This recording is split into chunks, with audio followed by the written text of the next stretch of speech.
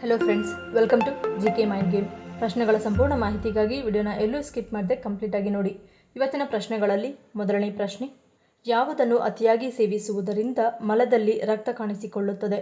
Options: A ಮೆಣಸು, B ಕೆಂಪು ಮೆಣಸಿನಕಾಯಿ, ಸಿ ವೆನಿಗರ್, ಡಿ ಮೇಲಿನ ಎಲ್ಲವೂ.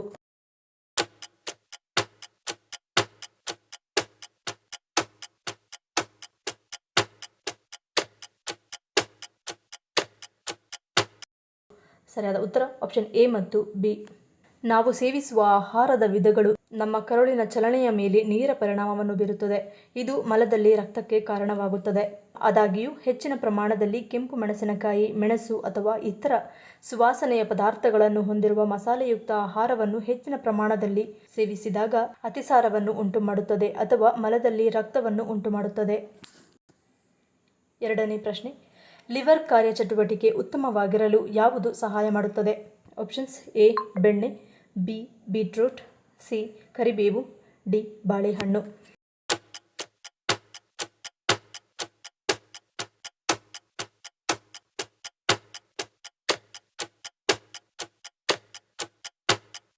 ಸರಿಯಾದ ಉತ್ತರ ಆಪ್ಷನ್ ಬಿ ಬೀಟ್ರೂಟ್.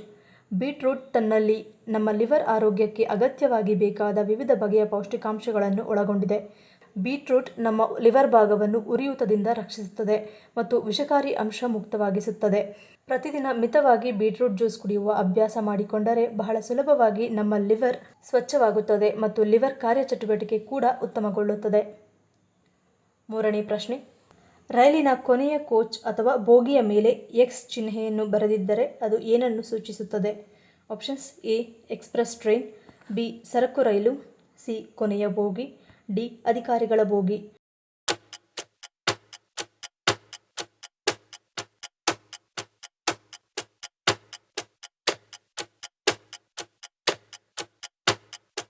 ಸರಿಯಾದ ಉತ್ತರ ಆಪ್ಷನ್ ಸಿ ಕೊನೆಯ ಬೋಗಿ. ಎಕ್ಸ್ ಅಥವಾ ಕ್ರಾಸ್ ಚಿಹ್ನೆಯು ರೈಲಿನ ಕೊನೆಯ ಕೋಚ್ ಅನ್ನು ಸೂಚಿಸುತ್ತದೆ. ರೈಲಿನ ಹಿಂಭಾಗದಲ್ಲಿರುವ ಎಕ್ಸ್ ಚಿಹ್ನೆಯನ್ನು ವೀಕ್ಷಿಸುವ ಮೂಲಕ ಯಾವುದೇ ಕೋಚ್ಗಳನ್ನು ಬಿಟ್ಟು ಹೋಗದೆ ರೈಲು ಸಂಪೂರ್ಣವಾಗಿ ಹಾದು ಹೋಗಿದೆ ಎಂದು ರೈಲ್ವೆ ಅಧಿಕಾರಿಗಳು ದೃಢೀಕರಿಸುತ್ತಾರೆ. ಇನ್ನು ಈ ಎಕ್ಸ್ ಅಕ್ಷರವನ್ನು ಬೆಳಗ್ಗೆ ಬಳಸಲಾಗುತ್ತದೆ. ರಾತ್ರಿಯಲ್ಲಿ ಕೊನೆಯ ಕೋಚ್ನಲ್ಲಿ LED ದೀಪವನ್ನು ಅಳವಡಿಸಲಾಗಿದ್ದು ಅದು ಮಿಟುಕಿಸುತ್ತಲೇ ಇರುತ್ತದೆ ಅಥವಾ ಗೋಚರತೆ ಕಡಿಮೆಯಾದಾಗ ರೈಲು ಹಾದು ಹೋಗಿದೆ ಎಂದು ದೃಢೀಕರಿಸುತ್ತದೆ. ನಾಲ್ಕನೇ ಪ್ರಶ್ನೆ, ದೀರ್ಘಕಾಲದವರೆಗೂ ಕಣ್ಣುಗಳು ಮತ್ತು ಚರ್ಮವನ್ನು ಆರೋಗ್ಯವಾಗಿಡಲು ಯಾವುದನ್ನು ಸೇವಿಸಬೇಕು? ಆಪ್ಷನ್ಸ್: ಎ ಸಿಹಿ ಗೆಣಸು, ಬಿ ಮೊಟ್ಟೆ, ಸಿ ಪಪ್ಪಾಯಿ, ಡಿ ಮೀನು.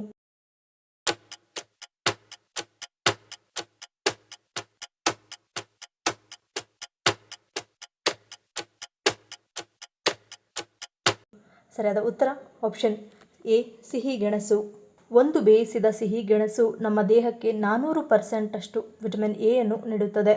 ಅದು ನಮ್ಮ ಕಣ್ಣುಗಳು ಮತ್ತು ಚರ್ಮವನ್ನು ಆರೋಗ್ಯವಾಗಿಡುತ್ತದೆ.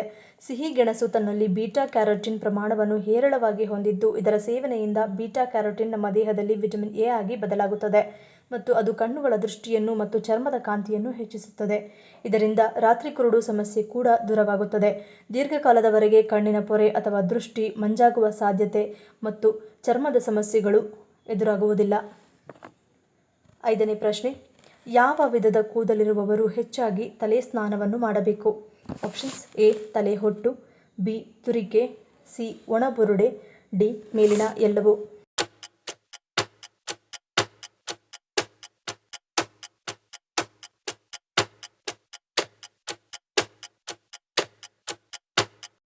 ಸರಿಯಾದ ಉತ್ತರ ಆಪ್ಷನ್ ಎ ಮತ್ತು ಬಿ. ತಲೆಹೊಟ್ಟು ಮತ್ತು ಸೆಬೋರಿಕ್ ಡರ್ಮಟೈಟಿಸ್ನಿಂದ ಬಳಲುತ್ತಿರುವ ಜನರಿಗೆ ಕೂದಲು ಉದುರುವಿಕೆಯು ಸುಕ್ಕುಗಟ್ಟಿದ ಮತ್ತು ಒಡೆಯುವಿಕೆಯಿಂದ ಉಂಟಾಗುತ್ತದೆ. ನೆತ್ತಿಯ ಮೇಲೆ ಬೆವರು ಗ್ರಂಥಿಗಳು ಹೆಚ್ಚುವರಿ ಮೇದೋಗ್ರಂಥಿಗಳ ಸ್ರಾವವನ್ನು ಉತ್ಪತ್ತಿ ಮಾಡುತ್ತವೆ. ಹಾಗಾಗಿ ಅಂಥವರು ತಲೆ ಕೂದಲನ್ನು ಆಗಾಗ್ಗೆ ತೊಳೆಯುವ ಮೂಲಕ ನೆತ್ತಿಯನ್ನು ಸ್ವಚ್ಛವಾಗಿಟ್ಟುಕೊಳ್ಳುವುದು ಮುಖ್ಯ. ಇದು ಕೂದಲು ಉದುರುವಿಕೆಯನ್ನು ತಡೆಯಲು ಸಹಾಯ ಮಾಡುತ್ತದೆ. ಆರನೇ ಪ್ರಶ್ನೆ, ಮನೆಯಲ್ಲಿ ಹಣದ ಆಕರ್ಷಣೆಯಾಗಲು ಯಾವ ಮೂರ್ತಿಯನ್ನು ಇಡಬೇಕು? Options: A Kubera, B laughing Buddha, C ಆಮೆ, ಡಿ ಗೋವು.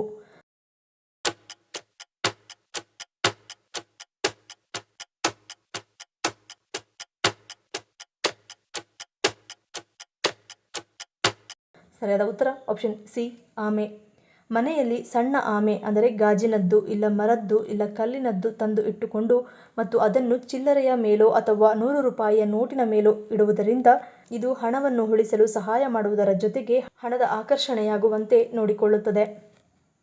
7ನೇ ಪ್ರಶ್ನೆ, ಪೈಲ್ಸ್ ಸಮಸ್ಯೆ ಇರುವವರು ನೋವು ಕಡಿಮೆಯಾಗಲು ಏನು ಮಾಡಬೇಕು? Options: A. ನೀರಿನ ಶಾಖ, ಬಿ. ಎಳನೀರು ಸೇವನೆ, ಸಿ. ವ್ಯಾಯಾಮ, ಡಿ. ಅರಿಶಿನ ಬಳಕೆ.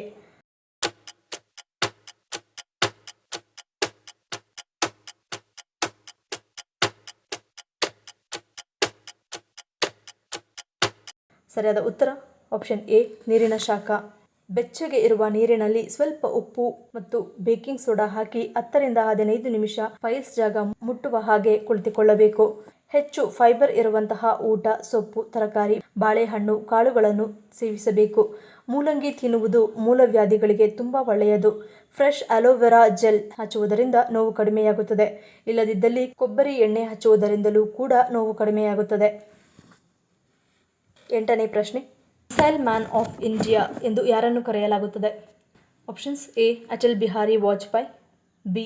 Narendra Modi, C. APJ Abdul Kalam, D. Doctor Rajendra Prasad.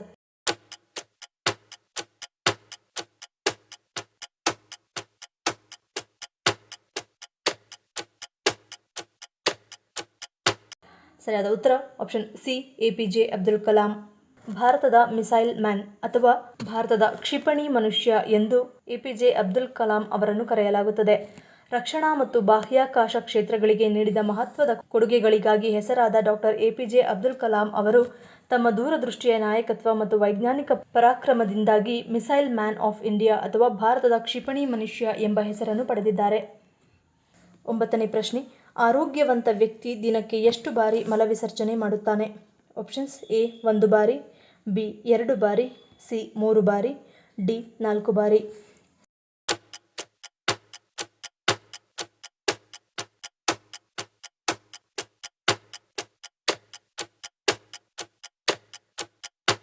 ಸರಿಯಾದ ಉತ್ತರ ಆಪ್ಷನ್ ಎ ಮತ್ತು ಬಿ. ಮನುಷ್ಯ ದೇಹದ ಕಲ್ಮಶ ಹೊರಹಾಕಲು ಮಲವಿಸರ್ಜನೆ ಮಾಡುತ್ತಾನೆ. ಇದು ನೈಸರ್ಗಿಕ ಪ್ರಕ್ರಿಯೆ. ಆದರೆ ಆತ ಎಷ್ಟು ಬಾರಿ ಮಲವಿಸರ್ಜನೆ ಮಾಡುತ್ತಾನೆ ಎಂಬ ಆಧಾರದ ಮೇಲೆ ಅವನ ದೀರ್ಘಕಾಲೀನ ಆರೋಗ್ಯದ ಮೇಲೆ ಪರಿಣಾಮ ಬೀರುತ್ತದೆ. ದಿನಕ್ಕೆ 1 ಅಥವಾ 2 ಬಾರಿ ಮಲವಿಸರ್ಜನೆಯಾಗುವುದು ಸಾಮಾನ್ಯ. ಆದರೆ ಪ್ರತಿನಿತ್ಯ 2 ಅಥವಾ 3ಕ್ಕಿಂತಲೂ ಹೆಚ್ಚು ಸಲ ಮಲವಿಸರ್ಜನೆ ಹೋದರೆ ಅದರಿಂದ ಏನಾದರೂ ಆರೋಗ್ಯ ಸಮಸ್ಯೆ ಇದೆ ಎಂದು ಹೇಳಬಹುದು. ಈ ಪ್ರಶ್ನೆಗಳಲ್ಲಿ ನೀವು ಎಷ್ಟು ಪ್ರಶ್ನೆಗಳಿಗೆ ಸರಿ ಉತ್ತರವನ್ನು ಕೊಟ್ಟರೆ ಅನ್ನೋದನ್ನು ಕಮೆಂಟ್ ಮಾಡಿ ತಿಳಿಸಿ. ಈ ವಿಡಿಯೋ ನಿಮಗೆ ಇಷ್ಟ ಆಗಿದ್ರೆ ಮರೆಯದೇ ಲೈಕ್ ಮಾಡಿ, ಶೇರ್ ಮಾಡಿ, ಸಬ್ಸ್ಕ್ರೈಬ್ ಮಾಡಿ. ನನ್ನ ಚಾನಲ್ನ ಇನ್ನೂ ಸಬ್ಸ್ಕ್ರೈಬ್ ಮಾಡದೆ ಹಾಗೆ ವಿಡಿಯೋಸ್ ನೋಡ್ತಿದ್ರೆ ಪ್ಲೀಸ್ ಸಬ್ಸ್ಕ್ರೈಬ್ ಮಾಡಿ, ಸಪೋರ್ಟ್ ಮಾಡಿ. ಮತ್ತೊಂದು ಇಂಟ್ರೆಸ್ಟಿಂಗ್ ವಿಡಿಯೋದೊಂದಿಗೆ ಸಿಗ್ತೀನಿ. Until love you all, take care.